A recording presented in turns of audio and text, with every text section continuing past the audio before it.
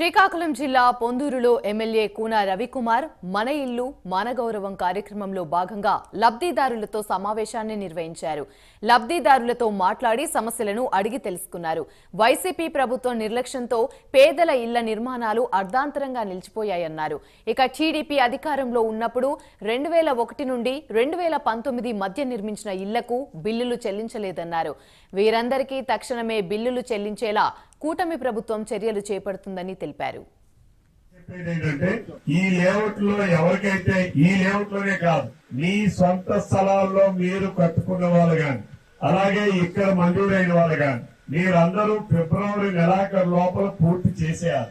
మీ అందరికీ డబ్బులు ఇచ్చే బాధ్యత ప్రభుత్వానికి. ఈరోజు ముఖ్యమంత్రి చంద్రబాబు నాయుడు గారి నిర్ణయం, అభిప్రాయం, ప్రతి ఒక్క పేదవాడికి ఆ రోజు ఎవరైతే ఇల్లు మంజూరై ఉన్నాయో, తెలుగుదేశం ప్రభుత్వం అప్పుడు చంద్రబాబు నాయుడు గారు ముఖ్యమంత్రిగా ఉన్నప్పుడు గాని, నిన్న గడచిన 5 సంవత్సరాలు ఉన్న ప్రభుత్వంలో మంజూరైన ఇల్లు గాని, మీరు జనవరి ఫిబ్రవరి 15వ తారీఖు లోపల మీ అందరూ ఇల్లు పూర్తి చేయాలని, మీ అందరికీ మోటివేట్ చేయాలని ఈ రోజు ఈ సమావేశాన్ని పెట్టాం. ఎవరికి అపోహలు అక్కర్లేదు, అనుమానాలు అక్కర్లేదు.